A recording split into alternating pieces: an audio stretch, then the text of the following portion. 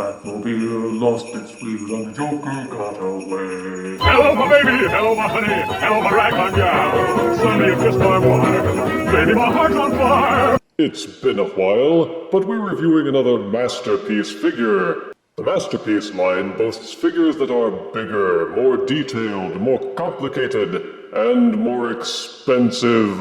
Not intended for little kiddies, these items are for more careful adult collectors. They started out as more realistic versions of their Generation 1 counterparts, but lately they have been drifting more towards total cartoon accuracy for the robot modes, including this movie Masterpiece 12, which is modeled after Optimus Prime's appearance in the CGI/live-action Bumblebee movie. Check out his windowless box, which sports photos of both modes on the front. Identifies him as Optimus Prime, as if we all didn't know. There are more photos on the side. On the back, even more photos along with a smattering of blurbs which elucidate the features. Enjoy another picture on the side panel. Then let us finally unbox this figure and prime it for its review. Out of box, Masterpiece Optimus Prime number 12 comes with a die-cast metal Matrix of Leadership accessory, a big honkin' ion blaster rifle accessory, and the neatly folded instruction manual. And this is Optimus Prime in his alt mode. In tribute to his Generation 1 beginnings, it is modeled after a cab-forward semi-truck, which I always liked better than the Bayverse Peterbilt style with its garish, flamey paint job. Movie Masterpiece Optimus Prime sports a simpler color scheme with most of the truck done in red, with a white stripe, Autobot symbols, silver-colored grille work. While the sides are gray-silver, most of the back is done in a very deep blue. All of it to mimic that classic Optimus Prime look. The one thing that doesn't really fit is that they added grime to the front of the white stripe, but none on the sides, so it ends abruptly and for no reason. I guess dirt just doesn't stick to Prime's sides. Looking up close, you'll see that there is a lot of sculpted detailing, with rivets and trimming and wiper blades and all kinds of bebops added to provide depth. Some have griped that the alt mode suffered to make the robot mode better, and you can see that the truck is a bit elongated. But it's not as bad as some others I've seen, and you kind of get used to it fairly quickly. The robot parts are well hidden, even underneath. The exception being these parts of the robot legs, which don't really seem to blend in. The tires look a little bit small, and they're not rubber, they're just molded plastic. But he rolls decently on smooth surfaces, and he's got enough heft that his tires press down for proper traction. He's got translucent blue windows, side mirrors, silver smokestacks, gas cans on the sides, the whole Magilla. These gas tank sections are actually the only metal parts that I could find, besides the screws and the Matrix of Leadership, of course. But you can take the rifle accessory, fold it up thusly, then use these two tabs to plug into these two grooves on the back of Optimus Prime's truck. It's not the best weapon storage I've ever seen, but at least it had something so you don't have to leave the gun lying loose. He's definitely bigger than your normal Voyager or even Leader class version, and heavier as well. The gun is well detailed, but rather plain. It has plenty of sculpted detailing, but there's no paint to set any of it off, so most of the detail is camouflaged. The thing is, it's got an ammo clip molded into it. This is supposed to be an energy weapon. Why would you need to reload it? Fie. The Matrix accessory has these silver handles with a gold core and the jeweled blue center. The front of the gun barrel is actually a 5mm port, so you can plug in fire blast accessories. And many of the holes for the screws are actually sized at 5mm, so they can also be used in the same manner.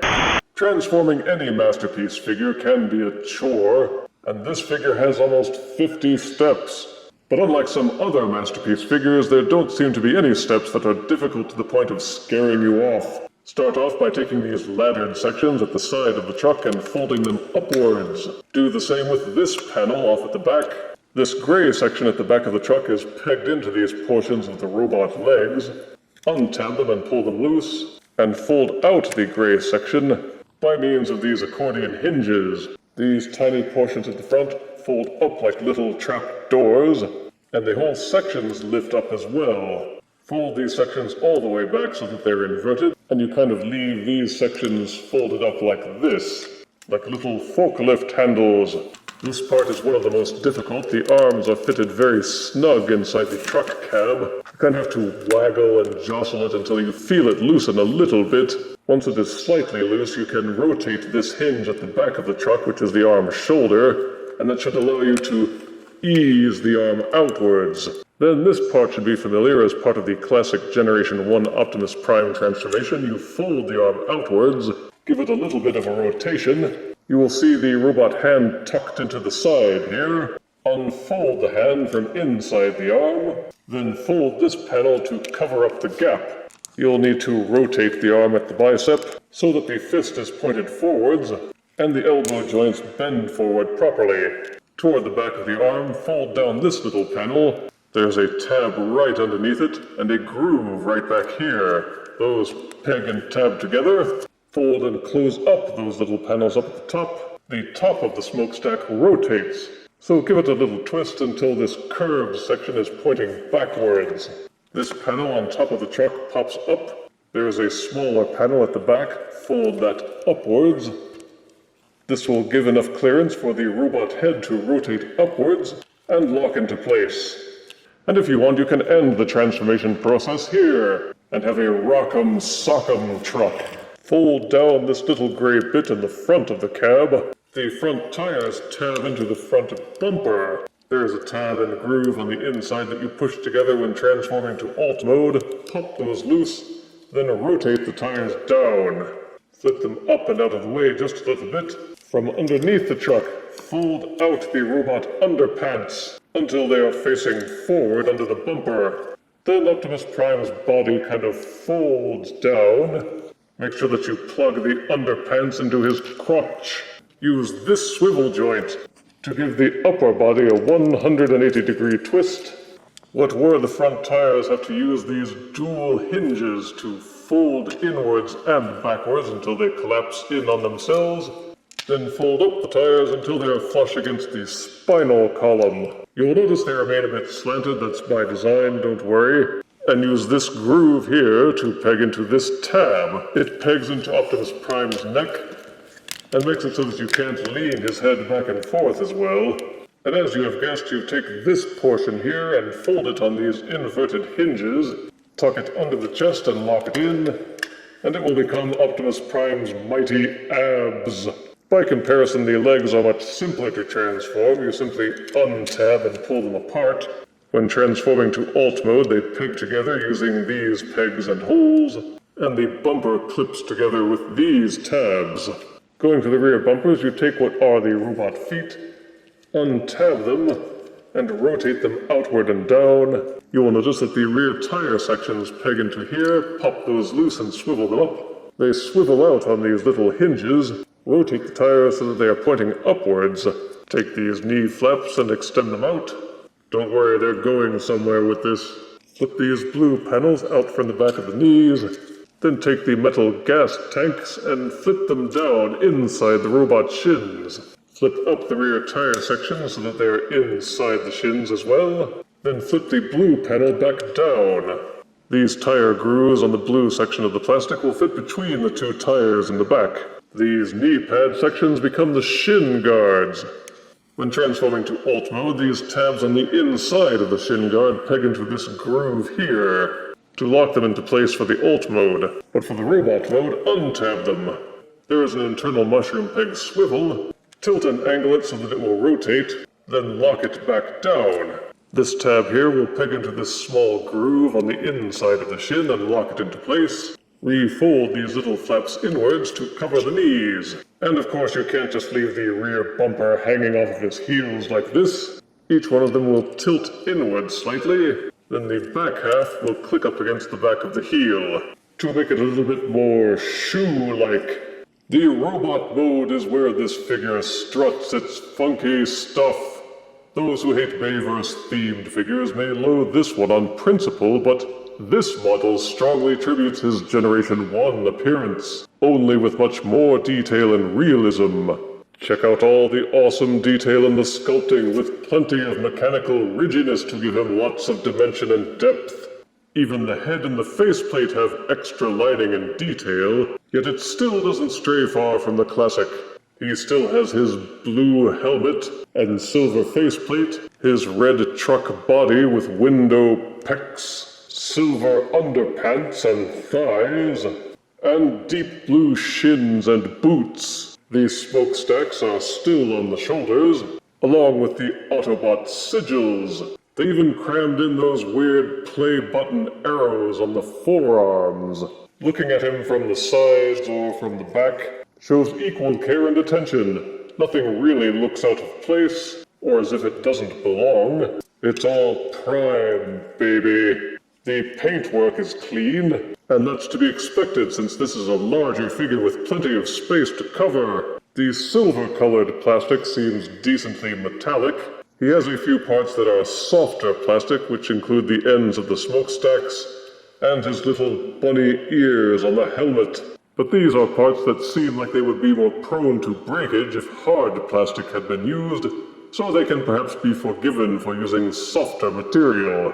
The metal parts give him some extra weight, which help make him more stable, while the articulation allows you to shift his center of gravity when posing. Everything seems solid, and none of the limbs have any visible hollow sections, and he doesn't feel top-heavy, which happens all too often with masterpiece figures. For features, you can fold up the rifle, then use this groove and this tab to plug the rifle onto Optimus Prime's butt. Unfortunately, it knocks loose pretty easily, so you have to be careful not to jostle Prime too hard, or it'll fall right out. The head features light piping, but unfortunately, even though the plate on the back of the head is fairly large, the light has to travel too far through the plastic, and the only points of emergence are these two tiny pinpricks, so you can't see the glowing eyes at all unless you have a really powerful flashlight. Ambient room light hardly seems to get through at all. Pose Optimus Prime's arms thusly, then flip open his articulated hands and grip the fingers to hold the matrix of leadership in the traditional open up, dang it posture, till all are dumb. Swing open these panels on the chest to reveal this cubby hole, wherein you may store the matrix of leadership, so it's not just lying around where Megatron can steal it. Let's see you get it now, Hot Rod. And of course you can plug the rifle into either hand for Optimus Prime to hold and look more intimidating. It takes some doing, but fit them together and jostle it. Eventually you will feel it grip and hold into place. Then curl the fingers closed to complete the illusion. Some of the holes for the screws will also fit Fire Blast accessories, so you do have a limited number of places across the figure for plugging in Fire Blasts or Weaponizer figures from the War for Cybertron line. The fingers open and close along with the thumb, and the hinges have enough bite to them that they will clutch a variety of different accessories. Ah, those third-party companies, always making cooler stuff. Masterpiece Optimus Prime boasts a lot of articulation. The head will spin freely in its socket. It will also waggle slightly back and forth. If you untab this panel from his back, it will release this tab at the back of the neck, which will allow you to tilt the head back even further. Say, what's that up there? Each shoulder will spin freely all the way around. This panel at the side will raise the smokestack and give clearance for the arm to raise up as well. There is an upper bicep swivel, which allows the arm to rotate all the way around, but it's pretty stiff. And the elbow is double jointed. It will hinge at the bicep, and there is a ratcheted joint at the elbow. The hands will rotate, and each thumb is on a little ball socket. The fingers are curled, but there is a hinge joint that will allow them to fold inward to make a clenched fist. and it's got a weird mitten setup where these 3 fingers are all one block, but the index finger will swivel independently, so you can make those dramatic grasping, clutching poses. Why? There is full 360-degree waist rotation, and they did that thing where the pelvis is composed of individual panels that can be flipped up at the hip, at either side, or at the front, or his butt plates.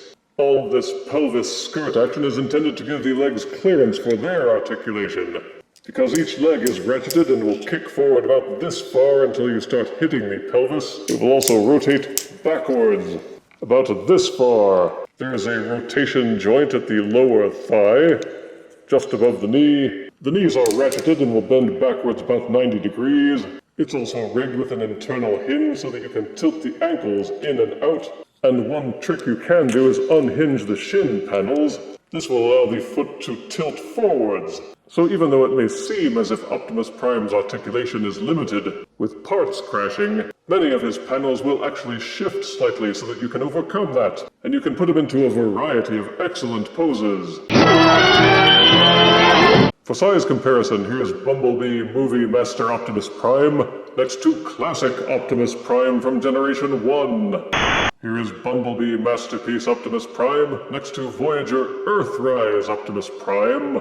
And here is Movie Masterpiece Optimus Prime next to the Moon. Yes, it's to scale. The Studio Series Voyager version of this figure is fine enough by itself, but it does have some things lacking, which made my migration to this figure an easy choice. While I am among those who dislike all things Bayverse, this one has had enough of Bay's foul stench removed to make it tolerable. And any fan of Optimus Prime may find this figure of interest, if you can get it for regular retail price. Positives are that both the Alt and the Robot mode are highly detailed, satisfyingly solid, well painted, and have enough features and cross-line compatibility to keep you from getting bored with it too quickly. The articulation is top-notch. There's nothing loose or floppy. He balances well and holds his poses without having to fuss with him too much. And he's big, making him an excellent display piece in addition to a fun, posable action figure. Negatives are that, like many Masterpiece figures, the transformation can be a bit of a chore. Your first time through, you may have to devote at least half an hour to the process. Though once you get the hang of it, you can probably cut that time in half. Some of the parts feel a bit thin, and care should be taken to avoid stress fractures or breakage. Getting the arms in and out while transforming is annoying. The proportions of the Alt modes seem a bit off. The light piping in the eyes was a cool feature idea that was just poorly executed and doesn't work. I will probably wind up taking the head apart and painting the eyes so that you can actually see them with regular ambient light. The weapons storage options are functional but come across a bit silly. But there's a lot more to like than to dislike. I would say this figure is not worth the scalper's markups on eBay or Amazon, but if you can get it for its established retail price, then it's well worth a look. And I give Bumblebee Movie Masterpiece Optimus Prime number 12 9 out of 10 deaths. He's a truck. What doesn't suck? If you refuse me, honey, you lose me. Then you'll be left alone, oh baby. Tell them all and tell me I'm your own.